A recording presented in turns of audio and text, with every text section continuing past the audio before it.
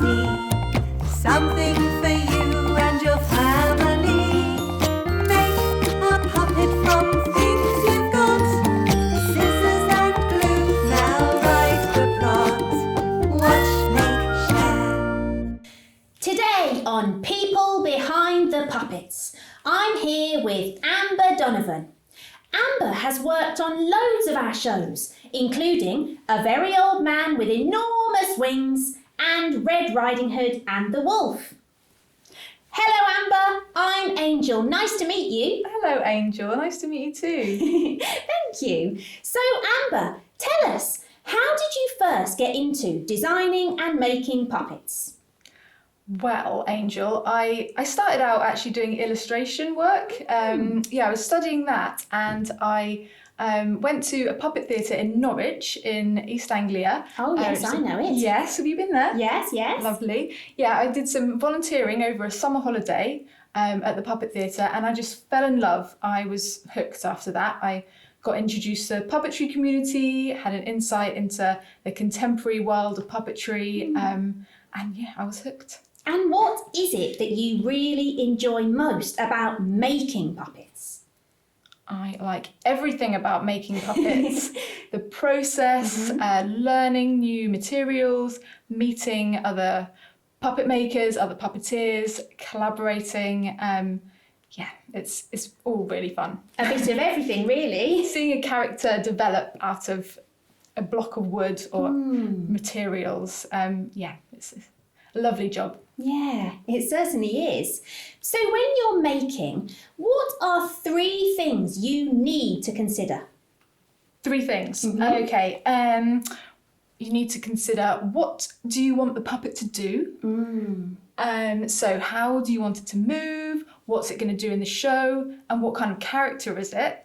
That will inform how all of the decisions that you make while designing it. How strong is the puppet?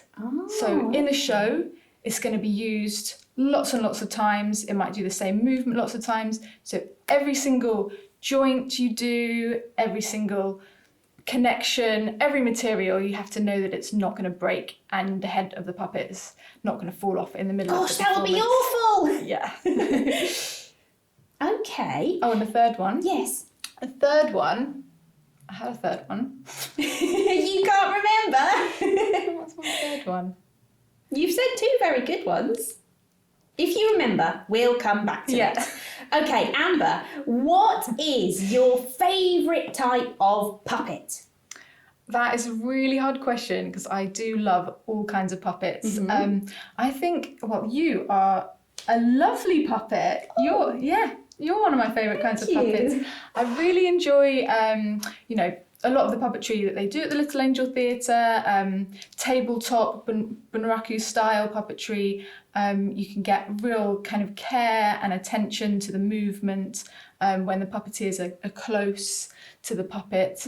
But I also love big puppets, Oh, how big? Any size, as big as a house. Wow. I think it's something really special about a whole audience, big audience coming together to watch a spectacle and see a big puppet. But how do you then create the intimacy with the audience when it's a big puppet, when the puppeteers are further away or when the audience is further away? So when puppeteers are able to do that, I think it's pretty special. Yeah, absolutely. And you've also worked a lot in carnivals. Can you tell us about that? Sure, yes. I love making carnival puppets. You need to make sure they're kind of lightweight. Maybe that was my third one. Yes, it came back to you. I love working in carnival and community arts. It's just something really fun to make puppetry accessible for everybody and to put on free events as well, that everyone can view, bringing puppets to people rather than making the audience come to the theatre.